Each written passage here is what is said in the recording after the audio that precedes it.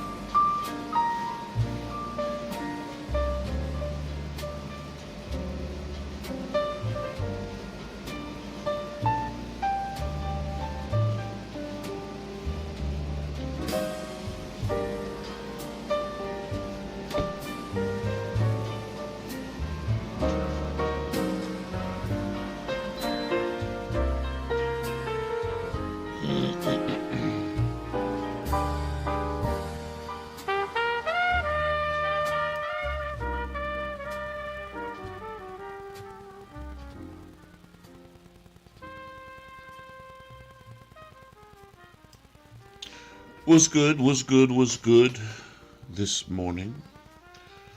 Beautiful people.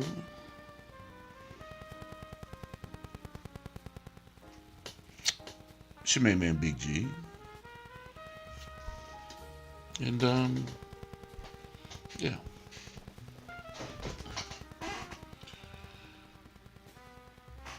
We're here this morning. Definitely locked in. Blessed, nonetheless. Not stressed. Definitely blessed. On this beautiful Thursday morning, August 12th, 2026, here in the great state of Mississippi. It is 3 after 7 here, Central Standard Time, and welcome to Primetime, Rise and Grind. Yes, welcome.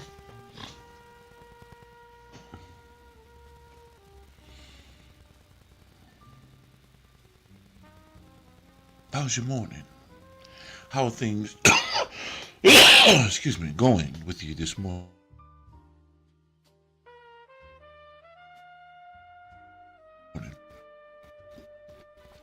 One moment.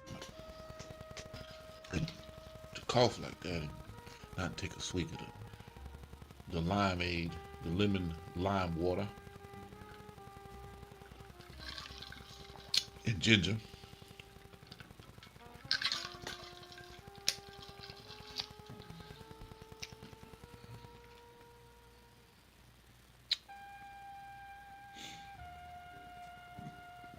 Give you a little bit of that side profile.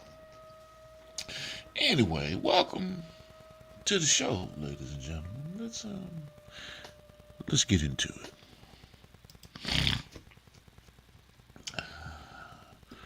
Here for a short time, not a long time.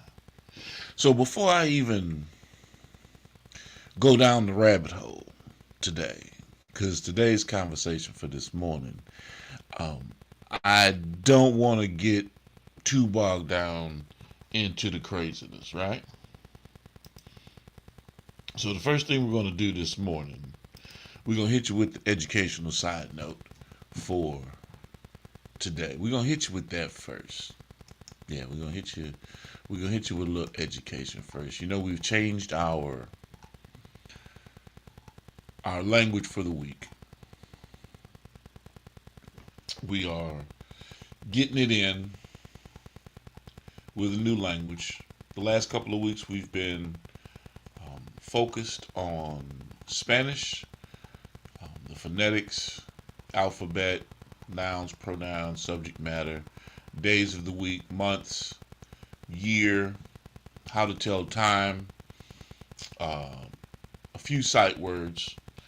So yes, we definitely need to get into our bag and go back and study.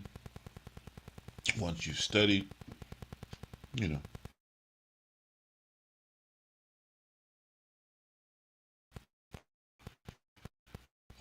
retain it, this writing, practice this speaking with individuals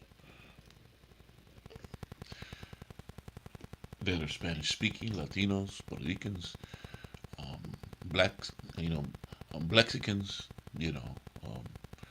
or black Mexicans, not to say that that's an ethnicity, but in the world of Negro Damas and Ebonics, they got Blexicans in this motherfucker. So, y'all know what I mean, man. Folks that speak Espanol. Tap in, man. Go study, go practice, go get ready, go get right. Because we're going to keep on bringing it to you like this, man. High and tight, high and tight. High and tight. And we ain't talking about your crew cut for the military. No. We talking about we bringing it to you like fast and furious around this mug. Because we want you to actually gain some knowledge and some insight when you walk away from us at the end of the day. Today's talk topic in the conversation, because we're only here for a brief. We're only here for a moment. Today's theme, we're talking about what we're facing and why we're even facing it. Because I got to ask myself the question.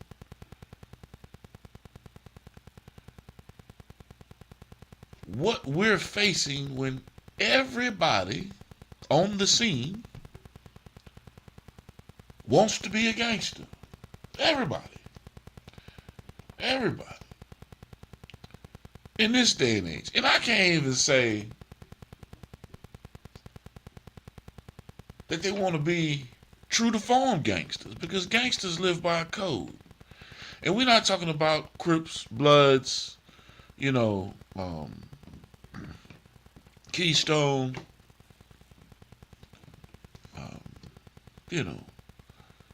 Simon City Raw. No, we're not talking Vice Lord, Blood, nothing. We're not talking about anything like that. I'm talking about your mentality and your lifestyle and the way that you carry yourself. We're facing a time and an era when everyone wants to be a gangster. But nobody wants to live by the code of a real gangster. I'm not promoting or condoning street activity. No. I'm just giving you hyperbole as it relates to a universal conversation that's sweeping the nation as it relates to how people carry themselves. Because the mantra is, nigga, I'm a gangster. Man, that's some gangster shit. Boy, look here, fucks with you, boy. Hey, Huh? Okay. But not realizing also what they're doing to the construct and mentality of those that are watching behind them. To each his own. I promise you, I'm not the one to sit here and try to tell you what to do, how to do, when to do, why to do. When I was coming up as a kid, I didn't aspire to be a gangster. I didn't.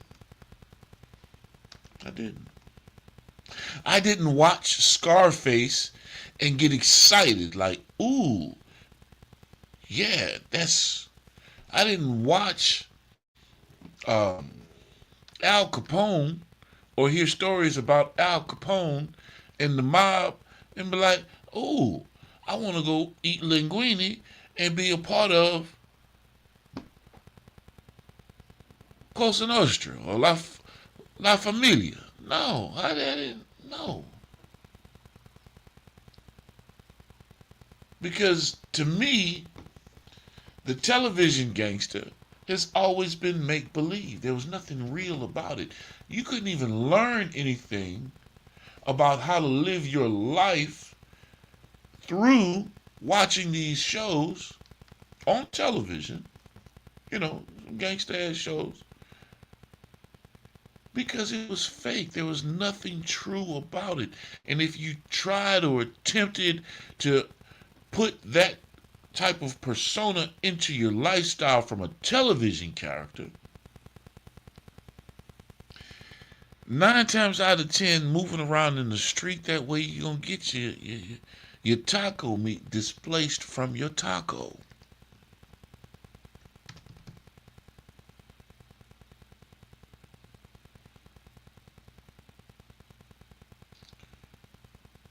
You definitely must be running for an elected position. Because you're going to get elected.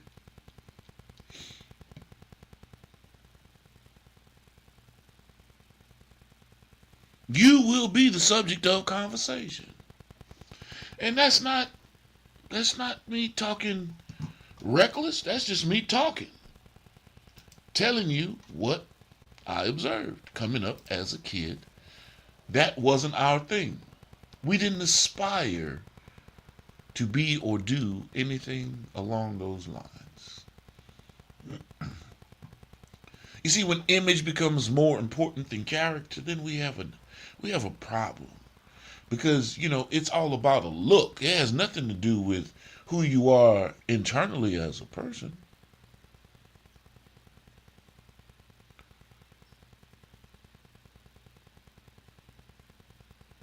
Now, are revolutionists real? Yes. Militia? Real? Yes. The mafia? Real? Yes. Peace Stone? Gangsters? Real? Yes. Crips? Bloods? Real? Yes. And I know some of the leaders of some of these organizations or high ranking officials in some of these organizations. And after doing years of time, I ain't talking about, a couple days, in any time behind bars, incarcerated, locked away, your freedom stripped. Anytime you get put into those types of situations, it's not just hard for you, it's hard for your family, and there's a detachment and a displacement.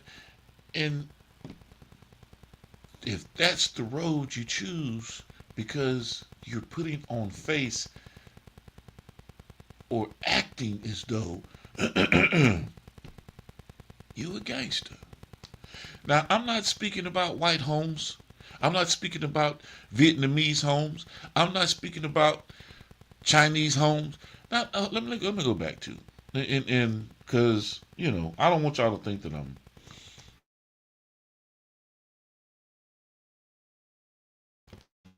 um, prejudiced, because I'm damn sure not. You gotta have power and control You gotta have the ability to change the whole status and the whole construct of someone's living condition, an entire race, by what you think and by what you do. That's the racist. That's the power that a racist has. A bunch of y'all just prejudiced. Y'all just talking hateful speech. Because you damn sure don't have the power to impact or affect change on anyone's life. Not even your own.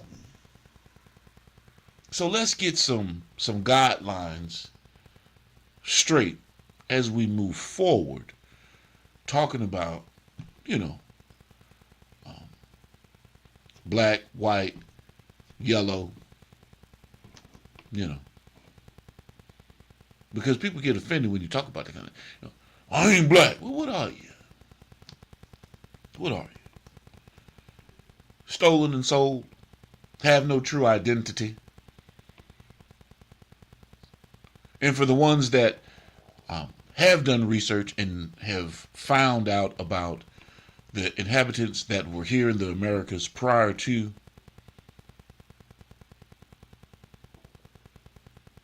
black people, indigenous people, aboriginal people,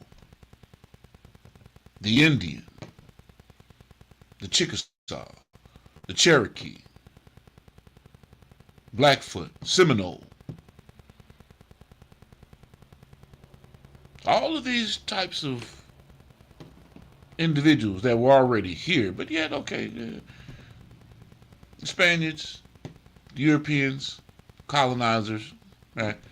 Oh yeah, well, we didn't discover some shit. I ain't discovered a goddamn thing.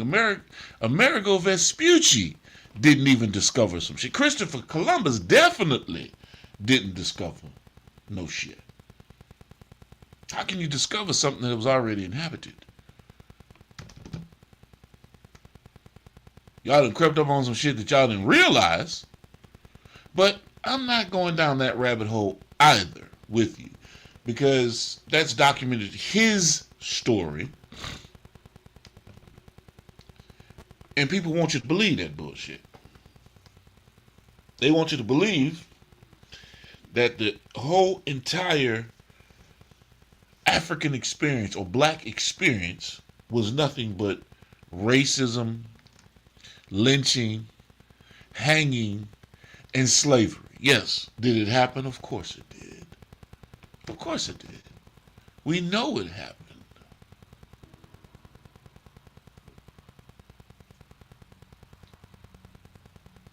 But everyone in America aren't descendants of slaves. And those that are some of the strongest individuals, mentally and physically, because of what your ancestors had to endure.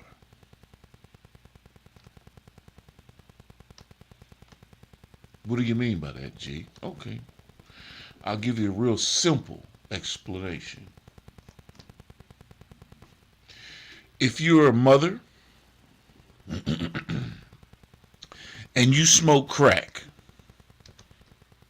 during the pregnancy, during the birth, during the process, during that 8 to 9 month process prior to, and 9 times out of 10, if you on that shit, you might not carry it full term, or it's going to be premature. And I'm not saying that's the only reason why you have a premature baby. I'm saying that those are some of the possibilities and risk factors. So don't look at me and talk to me and say, oh man, gee, what did you talk about? I'm talking about shit that happens when mothers get out here and subject their child, their unborn child, to non-conventional, non-recreational, non-medicinal shit like crack, or coke, or heroin, PCP. What happens is, you know how a baby is fed, sitting in the womb. That's the mother, straight from the mother. the fluid, that amniotic fluid that flows through that child. So as you're changing the whole construct of your DNA, smoking on that glass dick, keep it real. You're a straight shooter. Your piece of aluminum fall, or your Coke can with some holes in it. Oh, y'all sitting there thinking that I'm just Ivy League, right? No, nigga, I know where I'm from. And this ain't television. This ain't motherfuckers just watching TV. This is watching motherfucking junkies in the street goddamn freebasing. Bay St. Louis used to be that type of town.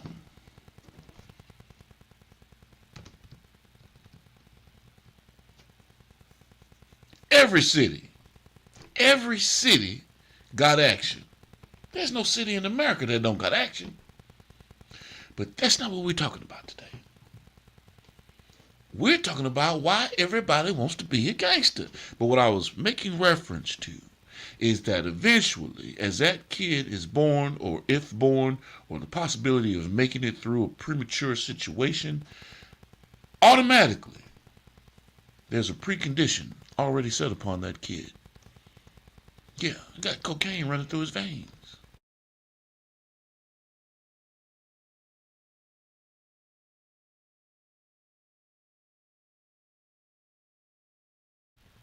Never stuff. You understand? But that drug is running through that child's veins. And if so happen, it's in his DNA. He's been smoking it and ingesting it, or she's been smoking it and ingesting it, and been feeding that baby that bullshit. Malnutrition, all kinds of stuff. 9 times out of 10, that baby, if in fact he decides or she decides one day, man, let me take me a bump. Let me check out this thing that they call booger sugar. That child is more susceptible to becoming an addict and hooked on phonics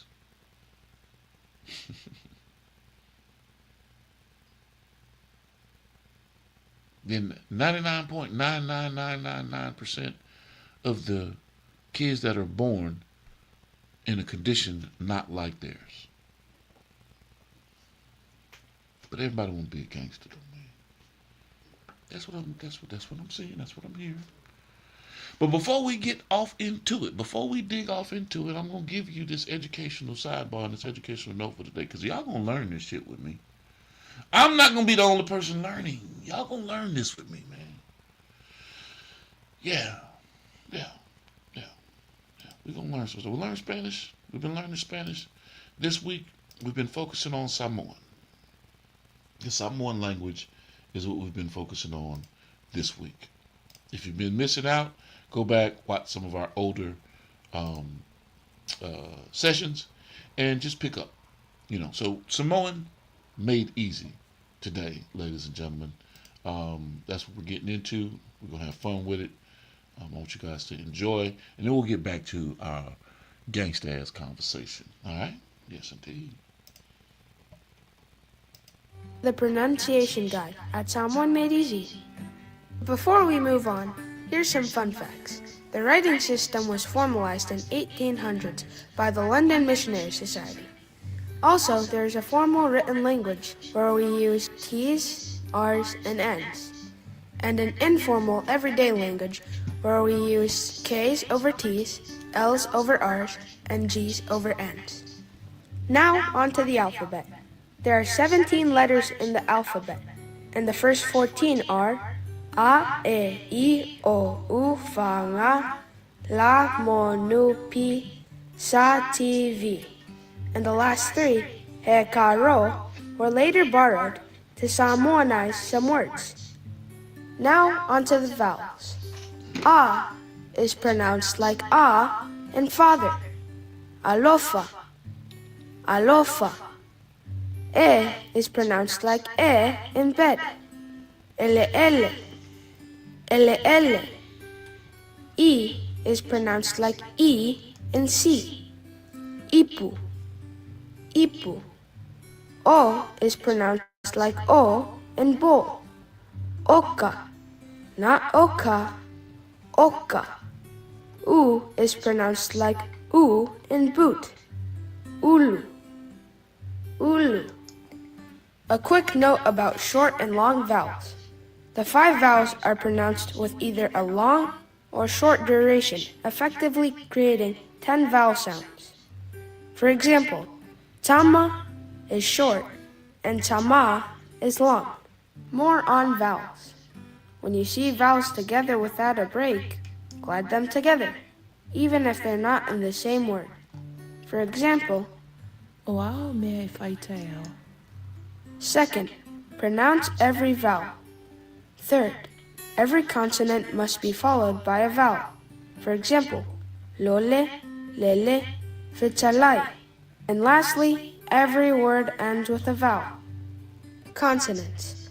Consonants are pretty easy. They are pronounced similar to English, with one exception to that rule. G is pronounced like ng in singer. Ngata. Ngata. T is often replaced with K in the everyday language. Tupe and kupe. R is often replaced with L. Rapiti and lapiki. N is often replaced with G. Nifo and ngifo. And finally, no two consonants can occur side by side. The glottal stop, aka the break. It sounds like the pause between syllables of uh-oh. For example, ooh, ah, and eh. The glottal stop is given the full weight of a consonant. So treat it like a consonant, because leaving it out can change the meaning of the word. For example, ulu is breadfruit. Ulu is head. Let me say that again. Ulu is breadfruit, and ulu is head. Thanks for watching, and make sure to subscribe at Someone Made Easy.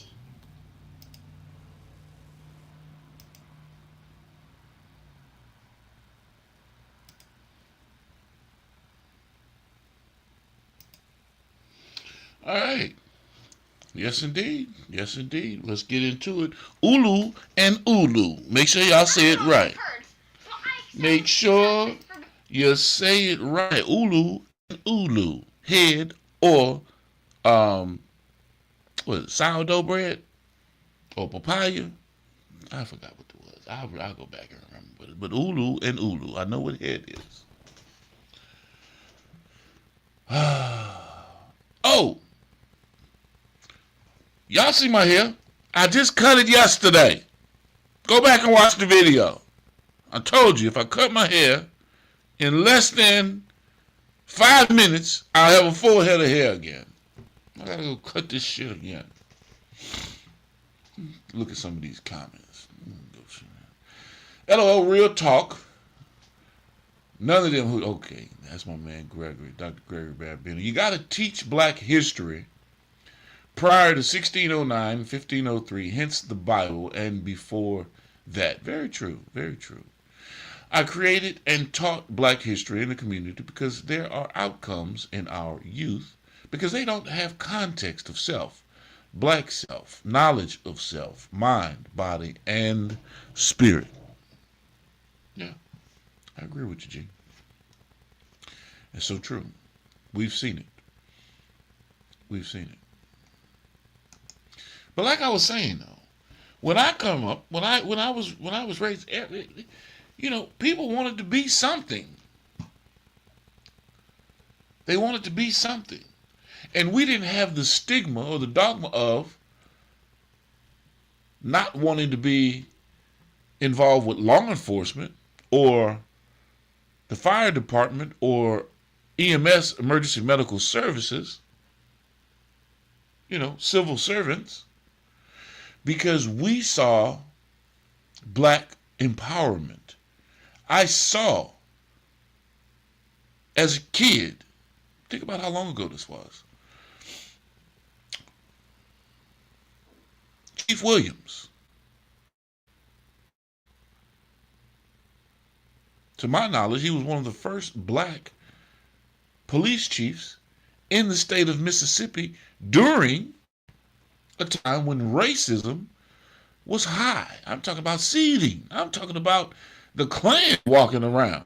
Not to say, see, there's a misconception because people outside of the state of Mississippi that didn't see that as youngsters coming up during our era didn't realize that the Klan stopped marching and walking in the streets because they was getting their ass beat, bottles thrown at them, hit across the side of their motherfucking head with axe handles. We wasn't going for that shit in Mississippi. That's why that shit stopped. You can march in peace if you want to, but you got to understand if you're coming with hatred, if you're coming with vitriol, if you're coming with malice, if you're coming at my person, I'm in no position to acknowledge the fact that you're moving around carrying crosses, burning and hanging and lynching folks, and it's cool. No, we gonna knock the top out your motherfucking head. The fear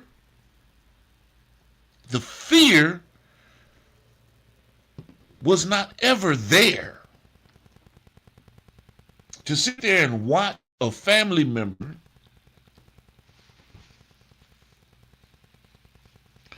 get beaten, burned, hanged, drugged through the street, and law enforcement does nothing about it? Yeah, hold on a second.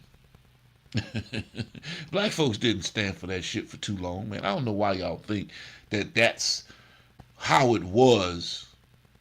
Yeah, we hear about Emmett Till, but you'll never hear about none of them goddamn crackers being hung from a tree, did you? Or beat to a motherfucking pulp.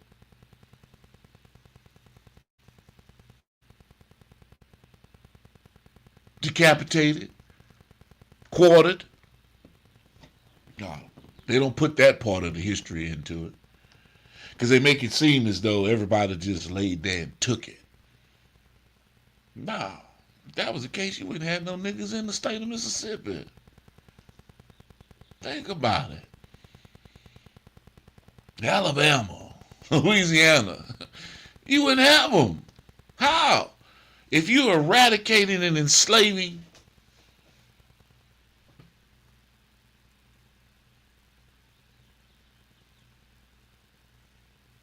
if you are sitting there talking about, hey, you know, we believe in segregation, man, we ain't give a damn.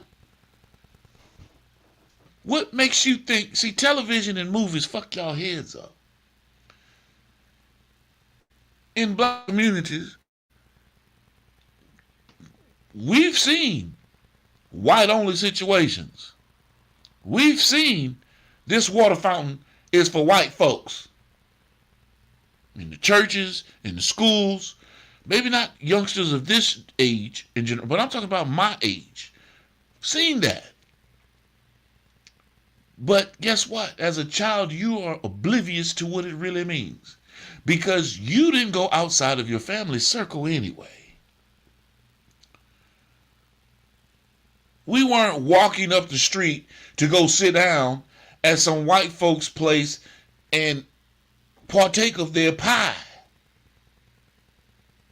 Why would I want some nasty ass fucking pie and some goddamn unseasoned food when my grandma and my mama and my people, shit, they throw down?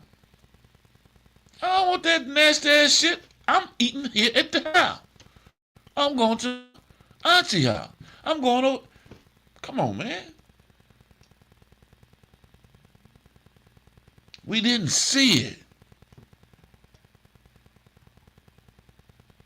And we damn sure didn't tolerate disrespect as it relates to who you are in the community and you trying to come around here trying to tell us what to do. I'm telling you, Chief Douglas was the first, one of the first, look him up, black police chiefs in the state of Mississippi, based in St. Louis, Mississippi.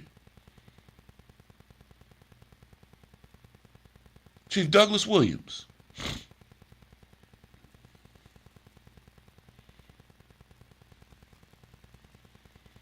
So we didn't see that.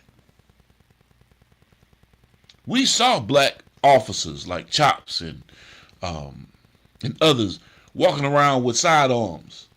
You know, Brother Dorsey. You know, Mr. Lewis.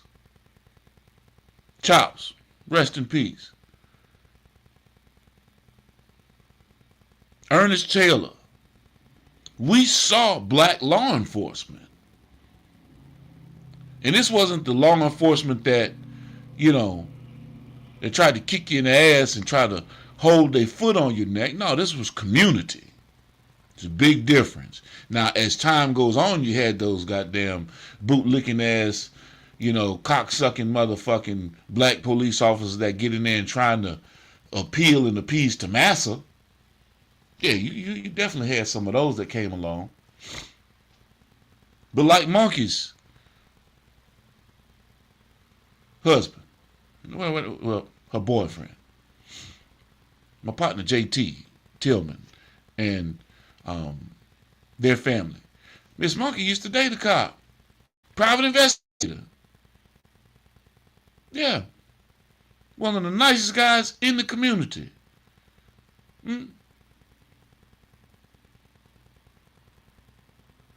But we sit there and we act as though, you know, we can't take on those positions. But we had our own people patrolling and securing our own people in the Third Ward, in the Magnolia. Now, I'm not from New Orleans, but it was the Magnolia. Sycamore Street, Washington Street ran parallel from the beach to the highway, Highway 90 in Bay St. Louis. Man, come on, man. It went down. The only town, Third Ward, because we were self-contained, that had a nightclub on every corner. A corner store on every corner. The Italians had Battalis and some other surrounding areas because that's where we would go to get our shit. Either A&P or, I forget the other name of it. It was A&P back in the day. Jitney Jungle. Goddamn. It transferred into Jitney Jungle. It was a TG&Y. Some people don't even remember how far back it goes. You used to go to that motherfucker and get your shoes, get your school clothes, everything. We didn't have those problems because we didn't recognize it as kids coming up. Let me just say that.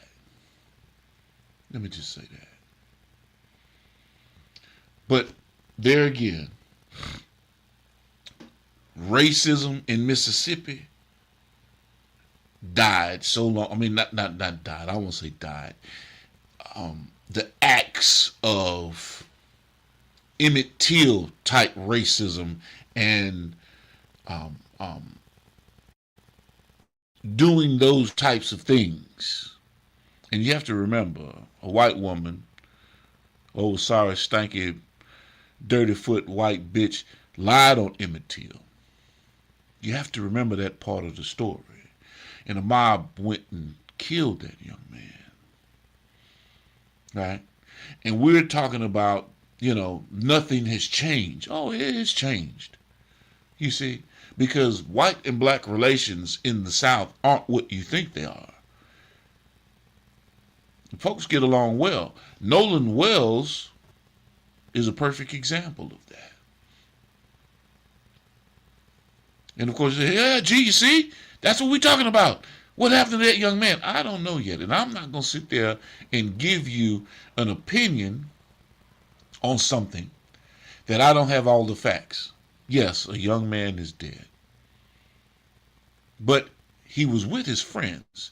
And y'all make it seem as though these folks were not friends for this wasn't new. This wasn't a newfound relationship between these guys.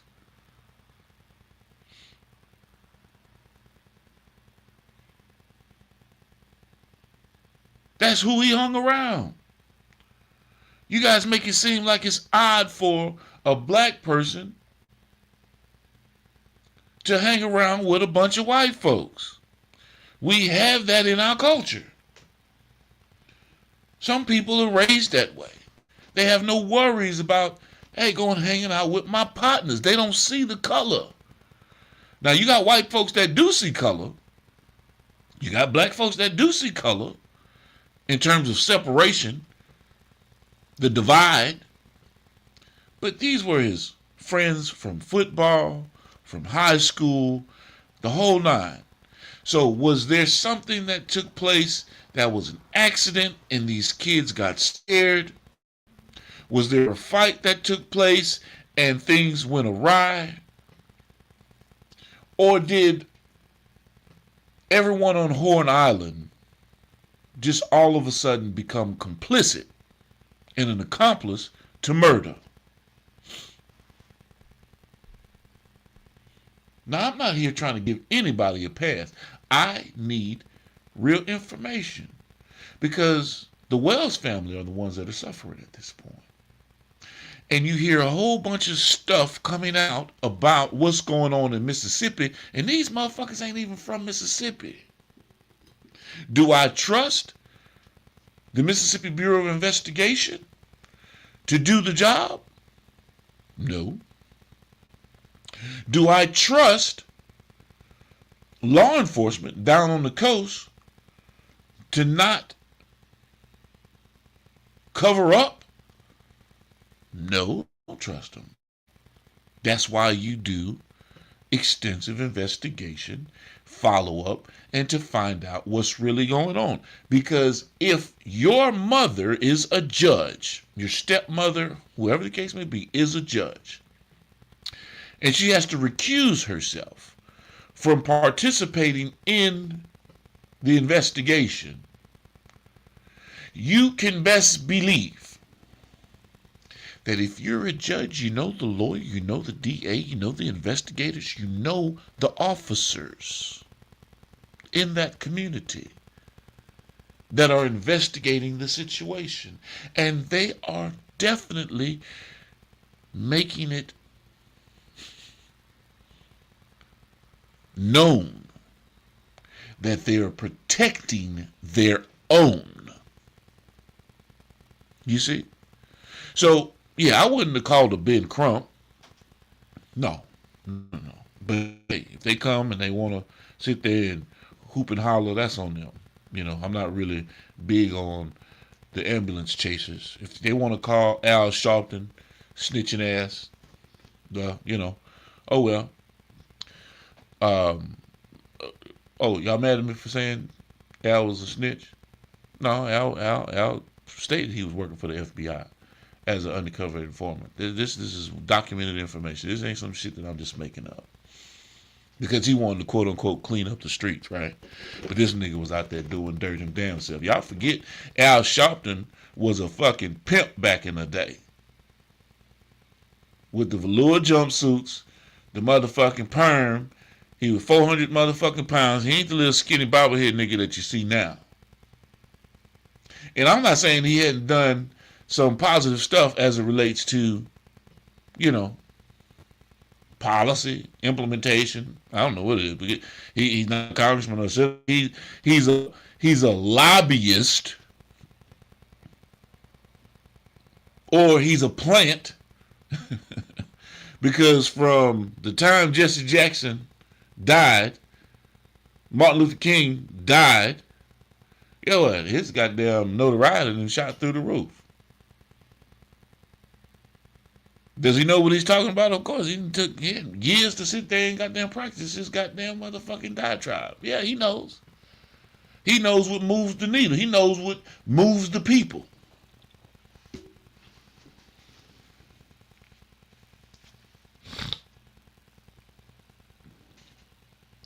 But that doesn't make him my leader.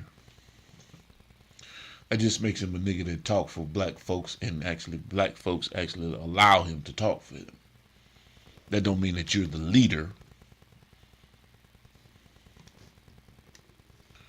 And I'm not trying to give you the spirit shit. I'm not trying to, it's God. That ain't what we're talking about. I'm a believer, but that's not what we're talking about. We're talking about human beings right now and the fucked up shit that we allow to happen in the world because we want to be gangsters. But we ain't out here doing no gangster shit.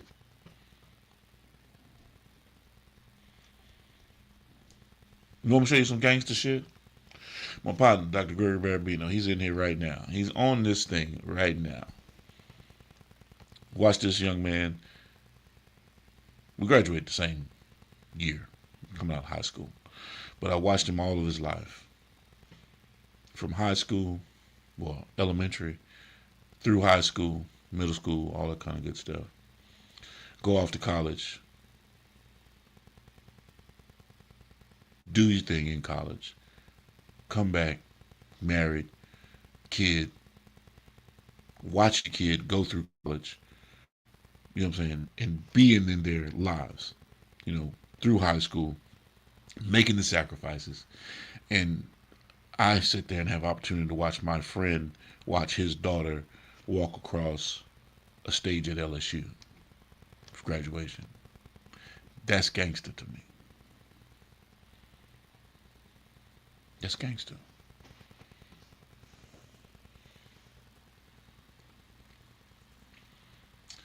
I've had friends that have killed pastors, reverends. Yeah. Yeah. When we were young. Then they had to go sit down for half of his life. My man Gino Tillman. Yeah, he's definitely in the game. But that don't make you gangster, though.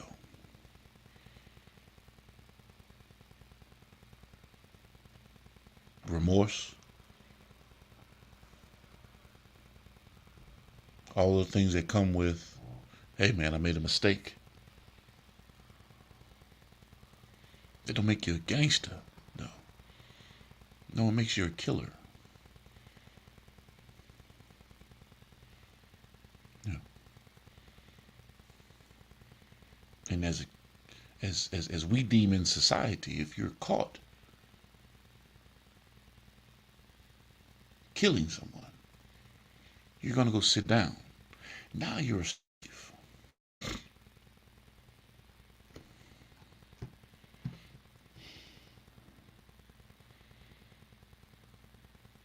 I've been rambling. And I didn't even get into what I want to talk to y'all about. We're going to hit it. This morning we're getting into something that is affecting our communities, our music, our young people, our families, and even the way grown folks carry themselves. Why does everybody want to be a gangster? Everybody wants to look hard. Everybody wants to be feared. Everybody wants to prove they ain't the one to play with.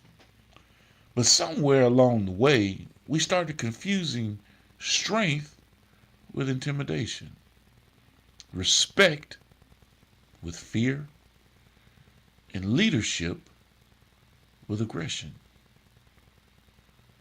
Being dangerous doesn't make you powerful. It just makes you dangerous, incompetent, irresponsible, emotionally detached, because, your quick response is murder, death, kill. Being respected because people know your character. Now that's power. Taking care of your family. That's gangster. Building a business. Yeah, that's gangster. Walking away from foolishness when you have everything to lose. Yeah, that's gangster. Keeping your word. Now that's some gangster shit. Teaching your child how to become better than you. You see, a lot of y'all don't want that. I definitely want my kids better than me. Yeah, that's some gangster shit. We have to stop romanticizing destruction and destructive behavior and start celebrating discipline. Because if everybody wants to be the toughest person in the room, who's going to be the wise one to lead? That's where we're going. That's where we're headed this morning. So let's talk about it, man. Let's get off into it. We ain't got that much more time. But I do have some things that I want to put on your mind as you go through the day. Why has being feared become confused with being respected? Social media often rewards outrageous behavior. Entertainment can influence culture, but culture also influences entertainment. Don't get it twisted. There's a difference between portraying an image and living destructive behavior. And we got a bunch of crash dummies out there. And you got niggas that are sitting on the sidelines putting those batteries in their back and just sending them out there. Young people often imitate what appears successful. What appears successful. We celebrate the outcome without showing the consequences. No. We definitely don't show the consequences. And what do you mean by that, G? The consequences of doing dumb shit. Being a free radical. I'm not talking about the free radicals that you need in your body. I'm talking about being out there doing crash dummy shit. And ending up in prison. Because you didn't realize the consequences. Or, as they say, judged by 12 and carried by 6. It's your choice.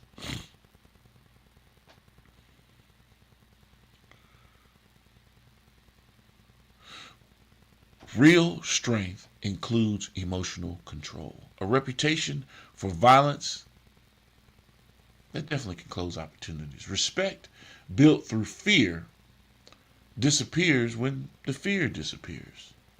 Right. I don't feel you no more. I don't respect you. Character lasts longer than image.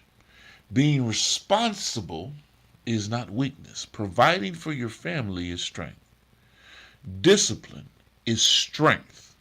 Walking away can require more courage than fighting. And fighting is taking it to a whole different level. You're not fighting anymore these days. You know, and even though we're talking about, hey man, put the guns down, put the gloves up. Shit. Once a motherfucker dog walk your ass, you ain't thinking about, oh man, put the gloves down. I'm going to get this gun and put this fire in your ass. You see, so keep your hands to yourself, people. That's what we're not dealing with anymore. Because it wasn't accessible back then. Now, we had guns back in the day. But we used them for hunting. 30-06, 30-30, you know what I'm saying? A nice rifle. You know, we're going hunting. 22, hit some rabbits, take down a deer, some birds, just whatever. But it was never as a consequence of my action. Someone beat my ass, now I got to go kill him. Because if you came up during my era, oh yeah, to kill something, that was easy. We all hunted. We all knew what it meant to sit there and fire that rifle and hit a target and goddamn see that motherfucker flip, do a cartwheel, or lay down. Especially if you hit a deer for some distance, now you gotta go trek, walk, and pull that motherfucker home. Because we ain't have ATVs and shit to move around. No, you had to go goddamn man up and go grab that son of a bitch. You know what I mean? Shit. Drag that motherfucker to the motherfucking campsite.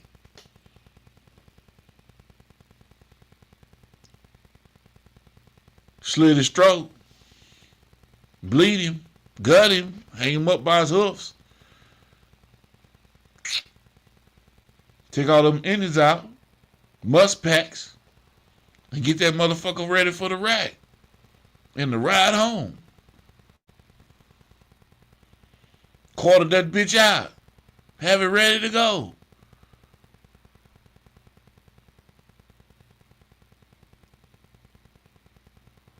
That's Southern living. Now, I don't know how y'all do it in New York. I don't know how y'all do it in California but in Mississippi, that's how I used to get on. So to pull a trigger and to lay something down was easy. We learned to take life a long time ago.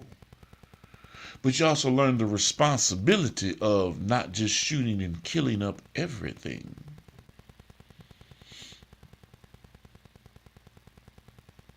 You learn not to point a gun at people for no reason. And if you do point a gun at a motherfucker, you better pull the trigger. You see? Because if you didn't grow up hunting, then, you would freeze up when it comes to pulling that motherfucker. You never heard the sound. You never had the recoil. You've never seen something die. So imagine the impact of that when you sit there and you pull the trigger and you just firing off arbitrarily and you just hoping to hit something, and just so happen the consequence, a bullet ricochets and hits a child. Because you have no home training. You have no field training. You have no idea of how to use this tool of destruction. That's all a gun is. It's a tool of destruction, not a tool of protection. It's a tool to terminate life. That's its intent.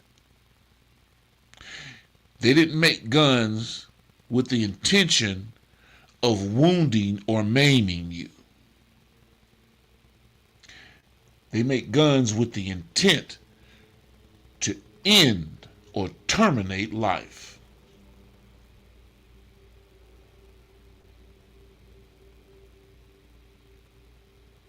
Because none of you are marksmen. None of you are in a situation where, let me shoot him in his leg. Pep. Get the fuck out of here. Communities need builders more than they need people trying to prove how tough they are. You don't have to become dangerous to become powerful. Power is having control over yourself. Power is having options. Power is being able to walk into a room and create an opportunity. Power is providing. Power is educating yourself. Power is building something that outlives you. Anybody can destroy. It takes intelligence, patience, and discipline to build. Remember that, man.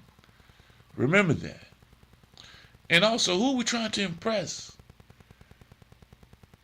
Who are we trying to impress? Because you can't sit there and put that on me in terms of, it's in the music. These kids listen to their music. The music made them do it. Yeah, okay.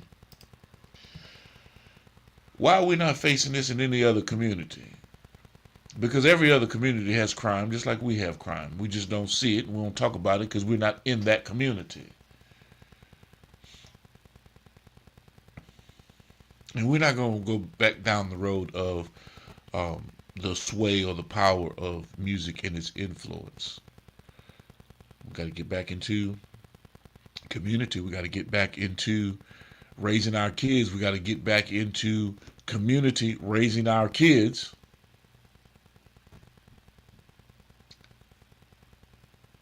Why are so many people performing toughness for audiences who aren't paying their bills?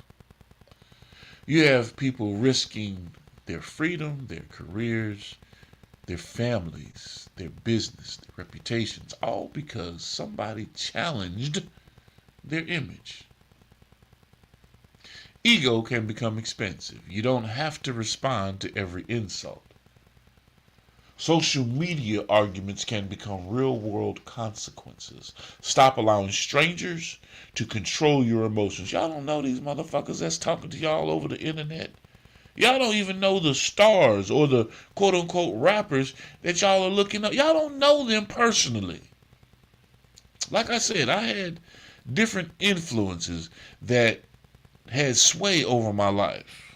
My mother, my grandfather, my grandmother, my aunts, my uncles, people that I looked up to in my life as I was growing up. I'm telling you, man, I could sit there and watch Scarface. I watch all the kind of movies. That was entertainment. I ain't believe nothing coming off the television. Believe half of what you hear, none of what you see. Because your eyes can lie to you. Your eyes can deceive you. And you can see what you want to believe you see. You think you see it. Oh, yeah. Your brain will sit there and convince you. Oh, yeah, you saw that shit. Yeah. Your children need you more than the streets need your reputation. The streets don't need you, period. The streets, I'm telling you, it's like the internet. It has not been defeated. Your business needs your attention more than an argument does.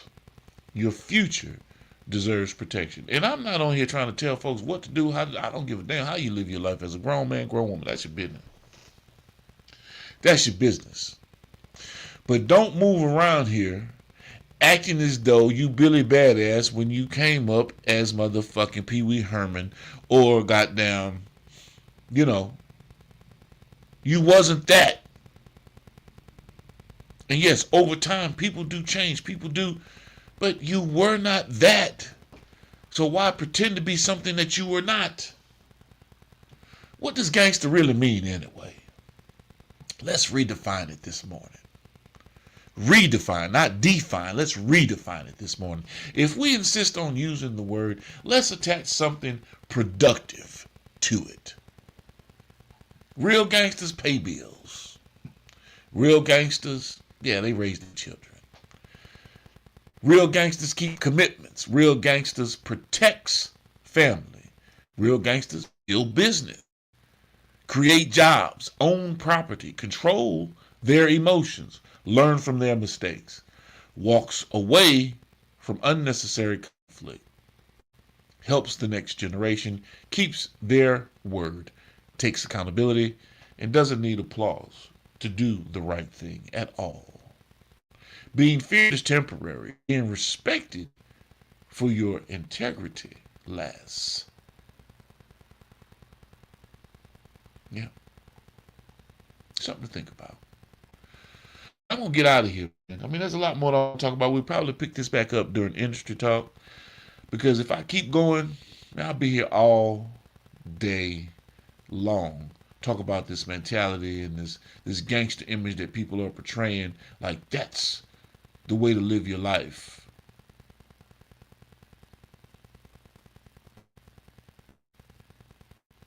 But I'm not here to tell you what to do, what not to do, how to live, why to live. None of that. None of the above.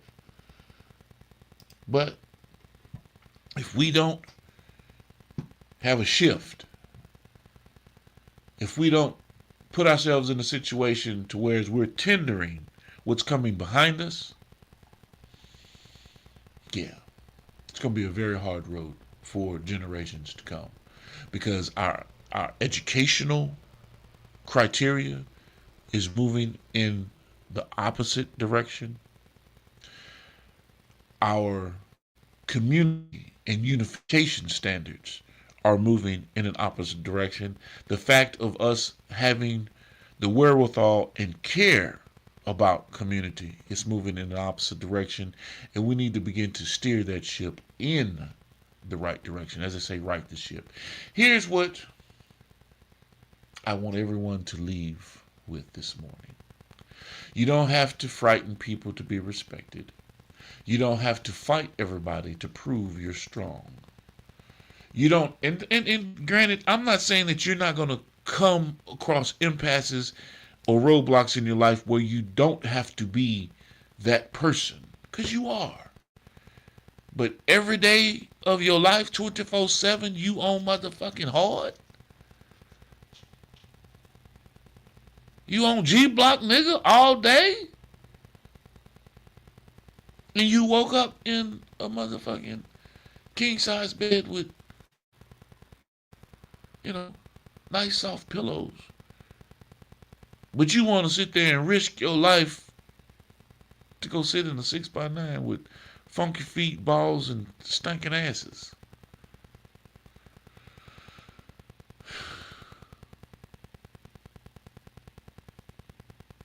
I love freedom.